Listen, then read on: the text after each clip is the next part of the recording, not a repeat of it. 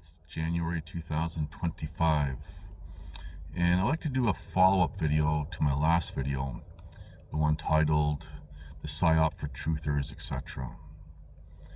And I just want to kind of go over it real quick and clarify some points, some major points. Now, that video, I begin talking about real injustices, tyranny. And I use two famous cases. I use a case that's not so famous of individuals who have experienced injustice and tyranny. I then raised the bar to show injustice and tyranny with groups. And I used the examples of Ruby Ridge and Waco, Texas. I then eventually in that video go into, for example, the convoy.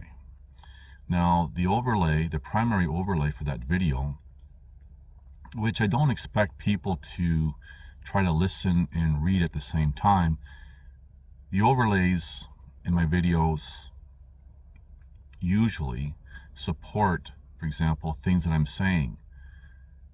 So it's not, for example, my opinion, theory, belief, or want, which I do not share in my content, but rather factual information. Now, that particular overlay, the individual on his channel, I recommend checking out his videos and the video for that overlay because it's very informative about psyops. This guy, his career was in the military with psyops.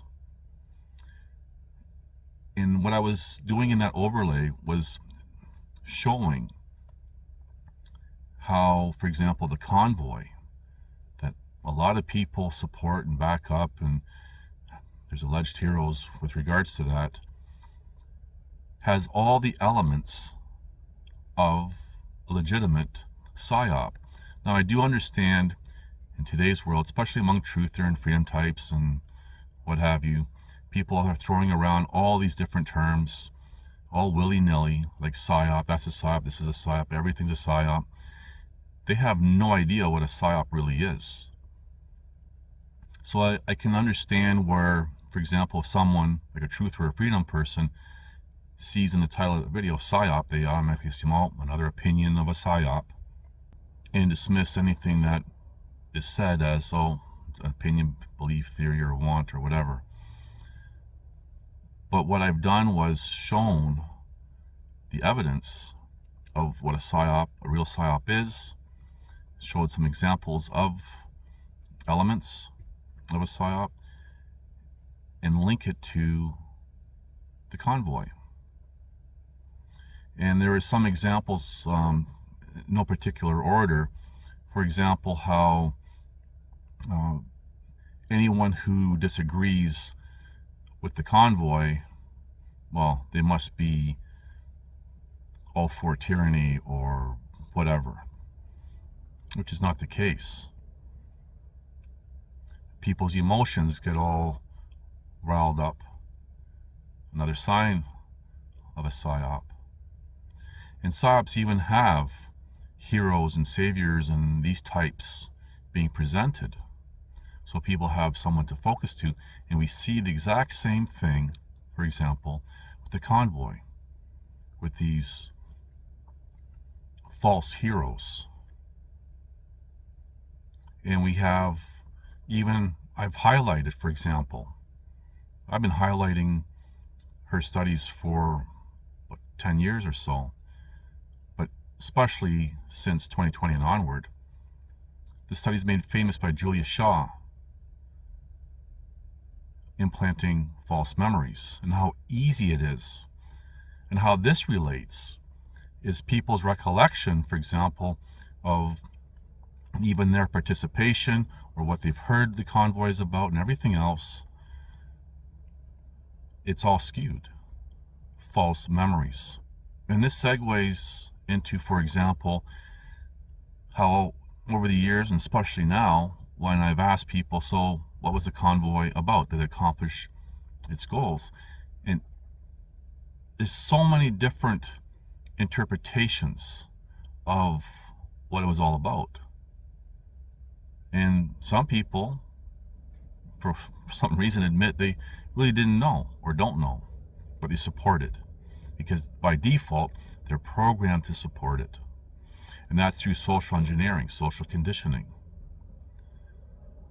Some people are programmed, for example, to go along with mainstream, whatever it is, real or perceived, good or bad, doesn't matter.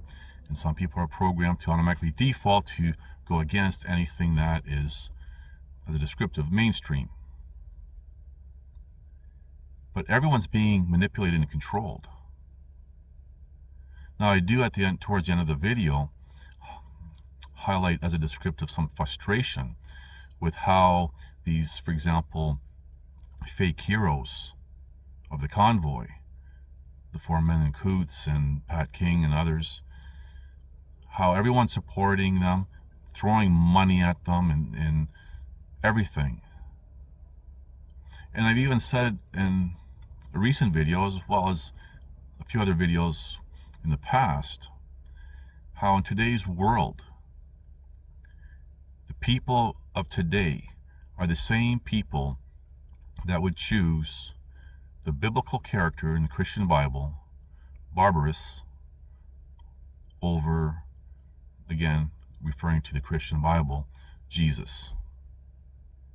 And in that story, one was an innocent person and one was a guilty person, and the public chose the guilty person. And that story applies to today.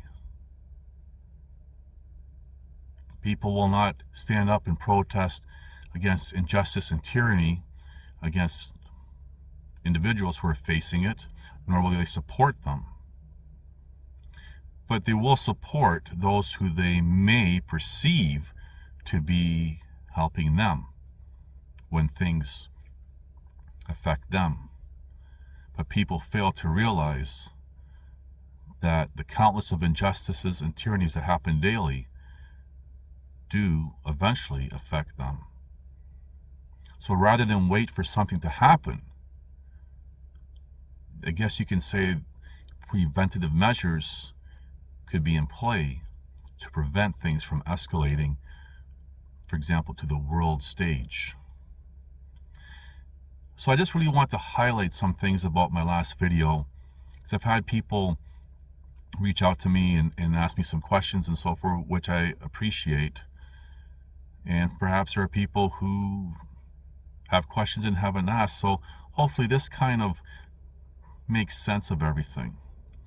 And I'm just going to stop here for a moment and again say that when I use the overlays that are here beside me as I'm talking, they tend to usually support what I'm saying, or it's related to the topic of discussion as, for example, a form of evidence. But sometimes those overlays may be telling a completely different story. So keep that in mind. But really, the overlays are there.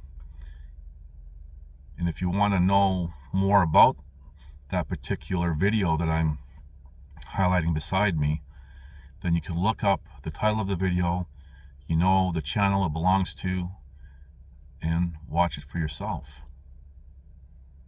And really, that's the whole point.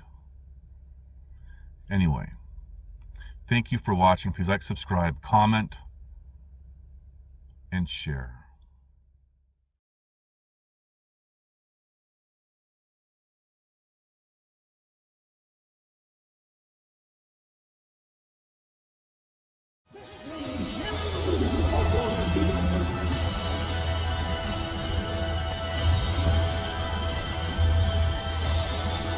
Listen to this and write it down if you can't remember it.